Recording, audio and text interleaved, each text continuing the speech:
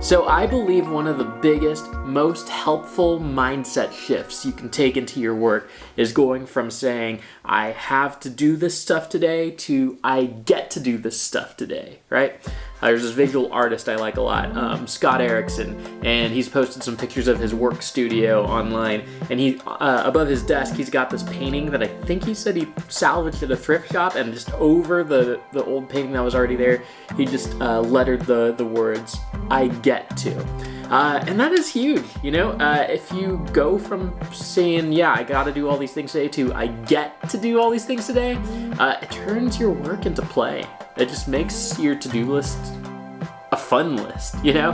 And there are these little practices that you can do throughout your day that mentally shift you from that state of having to get stuff done to getting to get to stuff, getting to get the stuff done, getting to do stuff, having fun. And just by doing these things, it'll really help you make that mindset shift. So let me share a few. First of all, trying to be more generous with the amount of time you give yourself to do something. This feels like a really recently learned lesson for me. You know, I, like a lot of people probably, love to see how much I can pack into a day. This is especially true for this season of my life, where so much of my productivity depends on those days that I have daycare or babysitters or adequate childcare. I have young kids at home. And so when I have a day with the house to myself and I know my kids are in school, I just want to knock as much out in that little window of time as I possibly can, get ahead for those times where I know I'm not going to be able to work with as much focus. And that totally makes sense, but what I found is that when you're overcommitted, when you just have so many things lined up that you're gonna struggle to get through, it just puts the pressure on in a really not fun way. You're no longer just enjoying the process of whatever it is you're doing, you're trying to just knock it out and quickly move on to the next thing. So these days I try and book myself a generous amount of time for getting things done. If I know I need to do a bit of writing that I could probably get done in half an hour, I'm going to go ahead and book the entire hour. You know why? By knowing I don't have to rush, by being able to take time and deliberate over those words, I'm probably going to be happier with the outcome. I'm going to be happier with the process. I'm going to have less I need to go and clean up in the future probably.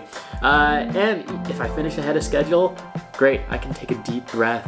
I can follow a rabbit hole of curiosity down the internet and just be inspired for the next bit of writing I get to do, you know?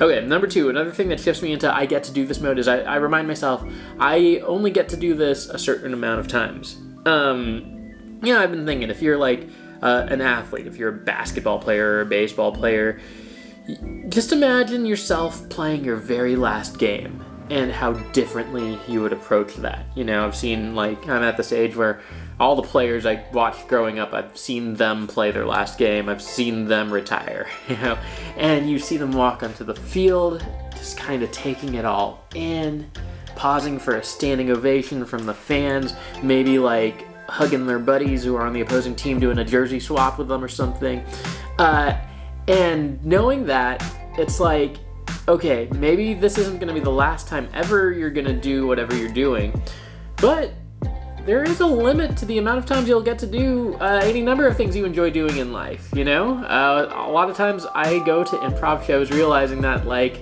I'm not going to get to do this for a couple more weeks until my next show, and so I'm going to try and leave it all on stage.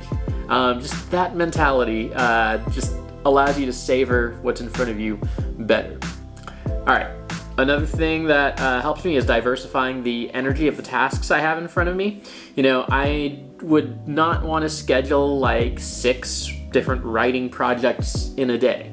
I feel like that would demand way too much sitting still and cerebral work. If I can match something physical with something cerebral, with something like creative but not involving words, that's a much better blend. And that's going to make me more eager to shift tracks when I get to do that and not get stale on any one of them.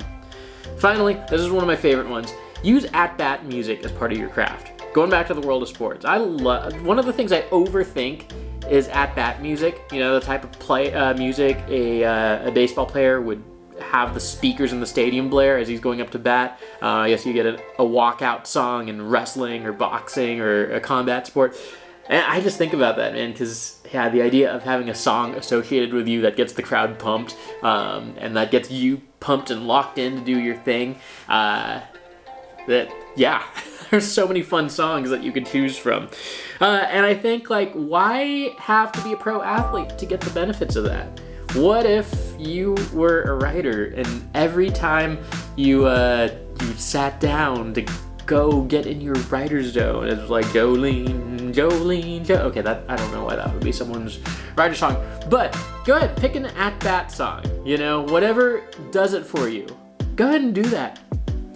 All right, yeah, all these, pick an at-bat song, remind yourself that you'll only get to do this so many times, block off a generous amount of time, and diversify the energies demanded. All these are for the purpose of going from saying, I've got to do this stuff, to I get to do this stuff. And I hope you get to make that shift.